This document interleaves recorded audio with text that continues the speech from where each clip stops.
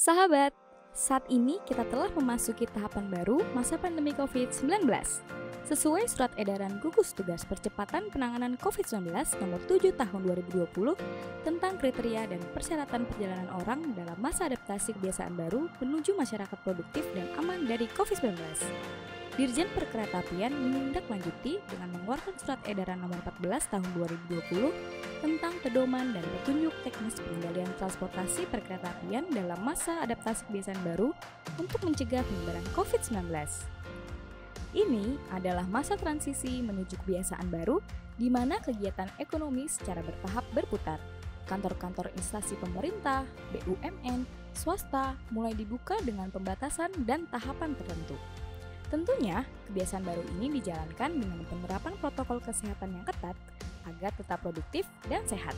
Rajin cuci tangan dengan sabun, memakai masker, dan jaga jarak dalam setiap aktivitas untuk memutus mata rantai penyebaran COVID-19.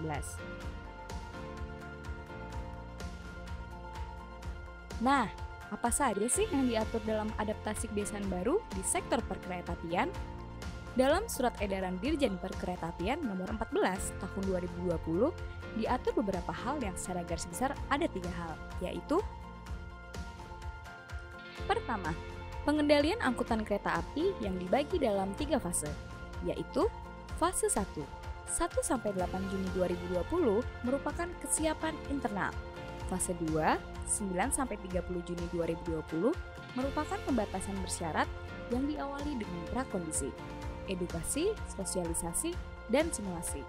Dan fase 3 dan 4 merupakan syarat pemulihan atau penyebaran terkendali dan memasuki tatanan kebiasaan baru yang akan diterapkan setelah dilakukan evaluasi fase 2. Kedua, pengendalian kapasitas penumpang dibagi menjadi 2 tahap. Setiap tahap mengatur batas maksimal penumpang untuk berbagai jenis kereta api, yaitu: tahap 1, kereta api antar kota maksimal 70% dari kapasitas tempat duduk.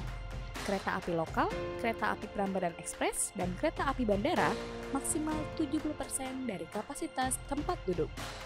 Kereta api perkotaan, KRL, MRT, LRT maksimal 45% dari kapasitas penumpang per kereta.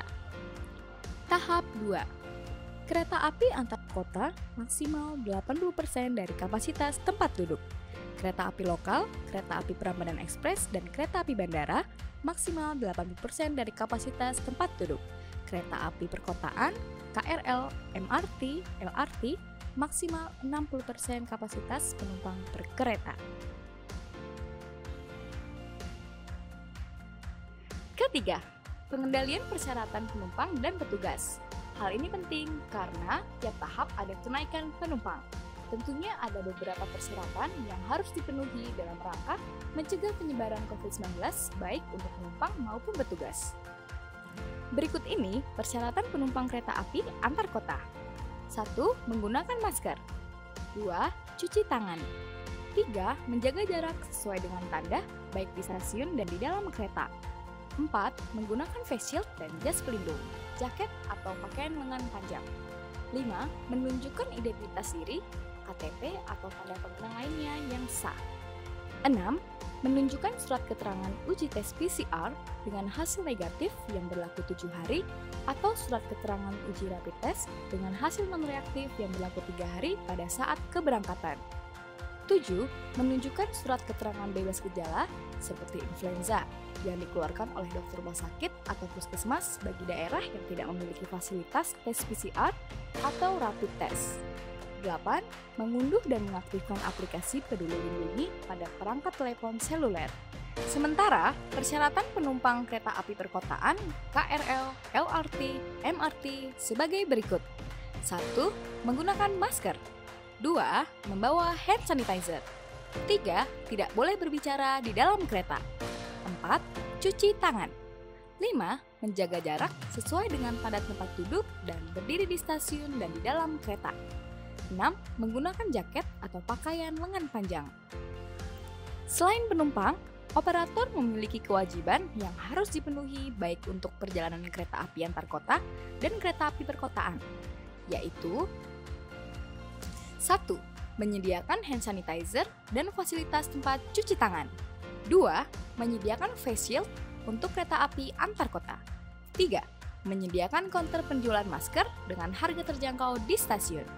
4. Menyediakan fasilitas jaga jarak 1 meter berupa tanda-tanda di stasiun dan di atas kereta. 5. Menyediakan aplikasi atau sistem nomor antrian. 6. Menyediakan ruang isolasi apabila terdapat penumpang yang suhunya tidak normal. 7. Menyediakan tenaga medis dan tim emergensi di stasiun atau di setiap perjalanan kereta api. 8. Menyediakan petugas kesehatan di stasiun yang memiliki kemampuan tentang pencegahan penyakit COVID-19 khusus KRL. 9. Penambahan petugas keamanan minimal 1 petugas per kereta khusus KRL. 10. Membersihkan fasilitas yang sering disentuh penumpang dengan disinfektan oleh petugas OTC setiap 30 menit. 11. Petugas di stasiun harus dilengkapi dengan masker dan sarung tangan. 12. Petugas yang berhubungan langsung dengan masyarakat wajib memakai face shield. 13. Memisahkan penumpang di atas 50 tahun atau lansia dengan penumpang lainnya khusus kereta api antar kota. 14.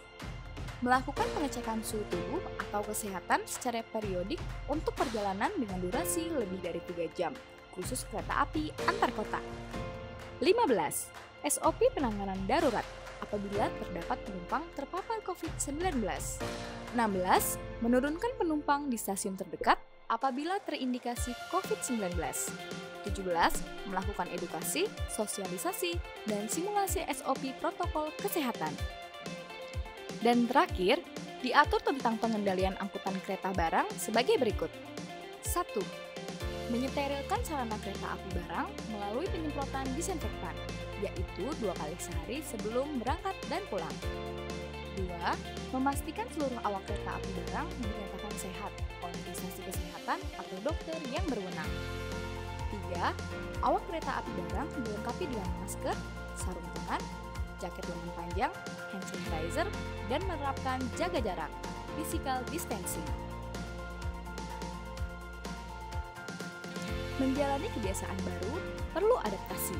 Oleh karena itu, diperlukan kerja keras dan kesadaran yang tinggi dari semua lapisan masyarakat agar kita dapat terus produktif dengan tetap aman, sehat, dan bebas dari COVID-19.